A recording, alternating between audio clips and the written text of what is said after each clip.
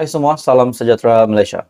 Tuan-tuan dan puan-puan, saudara-saudara semua yang menonton video ini, satu kejutan besar kepada Kebawah Duli yang Maha Mulia yang di Pertuan Agong. Ini satu kejutan besar dari parti UMNO. UMNO akhirnya telah membuat keputusan yang amat mengejutkan, keputusan yang amat besar. Bagi saya ini satu keputusan yang sangat berani dan sangat mengejutkan, disebabkan akhirnya parti UMNO menyatukan suara mereka untuk memperlihatkan kepada Malaysia, kepada kepimpinan di negara kita untuk membebaskan bekas Perdana Menteri Datuk Seri Najib Razak. Saya pasti sudah ramai yang tahu tentang isu ini, di mana UMNO mohon Agong beri pengampunan penuh pada Najib. Dalam satu dapatan saya daripada FB, Facebook Isham Jalil, Majlis Kerja Tertinggi UMNO hari ini sebulat suara bersetuju untuk merafak sembah bagi memohon pengampunan penuh dari Duli Yang Maha Mulia Sri Paduka Baginda yang di Pertuan Agong ke atas bekas Perdana Menteri Datuk Seri Najib Razak.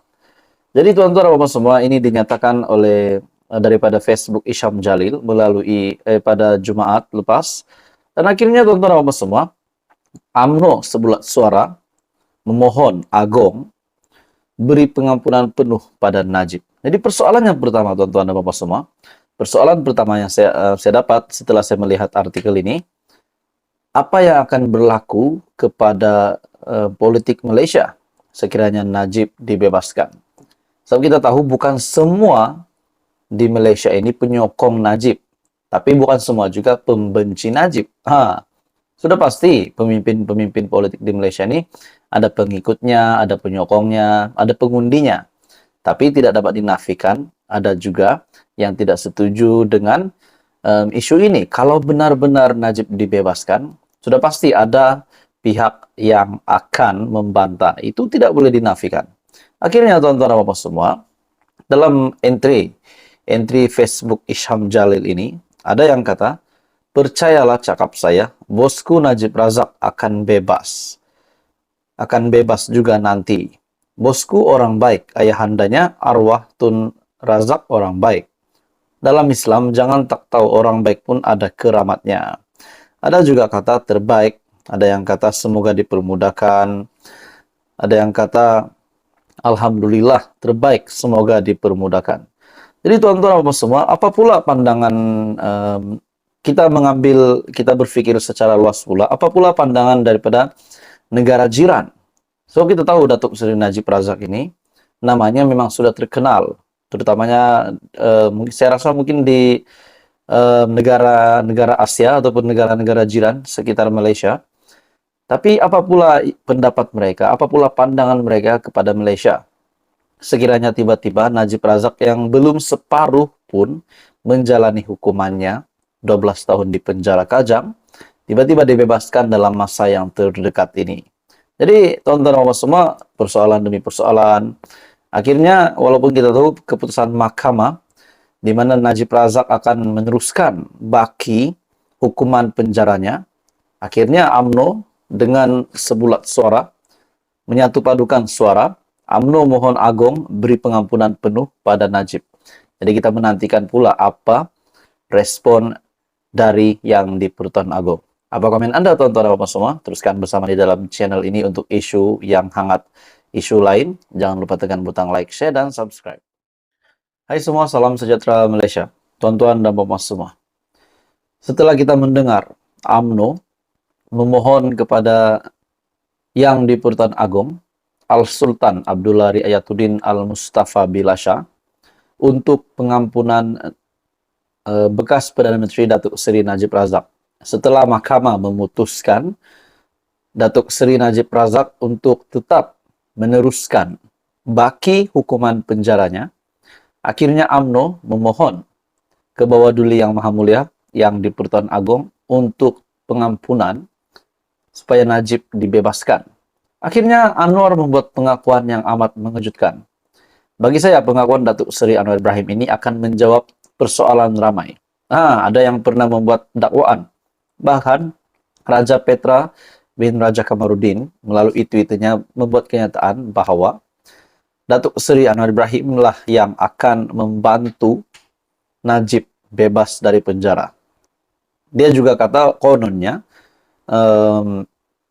perjanjian antara UMNO dan PH membentuk kerajaan adalah jaminannya adalah untuk membebaskan Najib Razak. Jadi saya tidak berapa setuju dengan kenyataan Raja Petra. Namun kita tahu kebenarannya akan dibongkarkan tidak lama lagi. Akhirnya tuan-tuan dan puan semua, Datuk Seri Anwar Ibrahim membuat satu pengakuan yang amat besar. Ini mengejutkan ramai. Pengampunan Najib, Anwar akui berada dalam lembaga pengampunan. Datuk Seri Anwar Ibrahim mengakui beliau berada dalam lembaga pengampunan, namun menegaskan kuasa memberi keampunan adalah di bawah yang di-Pertuan Agong mengikut perkara 42 dalam kurungan 1 dan 42 dalam kurungan 2 Perlembagaan Persekutuan.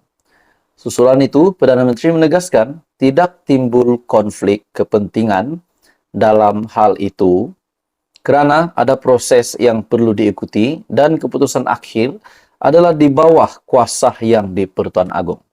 Kan saya dah kata, ini akan menjawab persoalan ramai.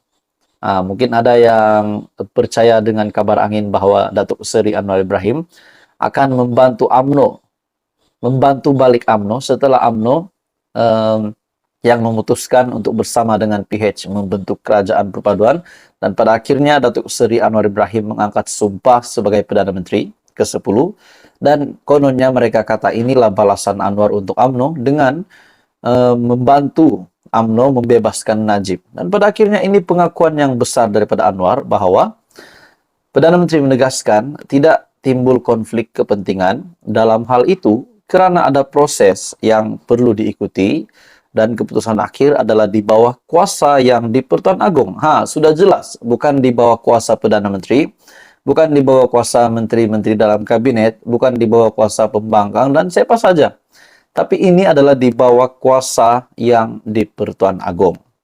Tentunya kita akan patuh kepada peraturan dan syarat.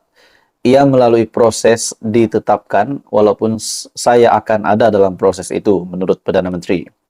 Akhirnya seperti yang diketahui, soal penganugerahan pingat dan soal pengampunan itu dan budi bicara yang di Pertuan Agong. Katanya kepada media selepas pelancaran program Kita Untuk Kita, K2K, di sini pada hari ini.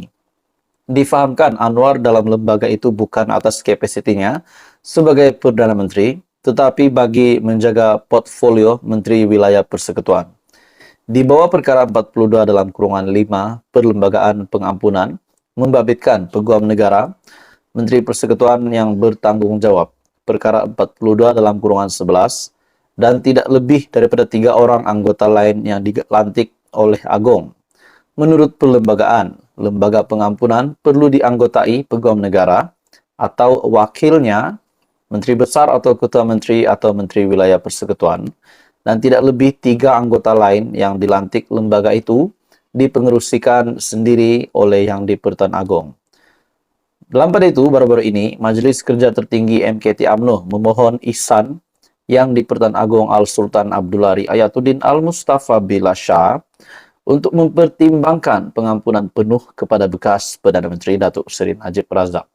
Apa komen anda tuan-tuan dan puan semua? Teruskan bersama di dalam channel ini untuk info yang lebih padu, lebih hangat. Jangan lupa tekan butang like, share, dan subscribe.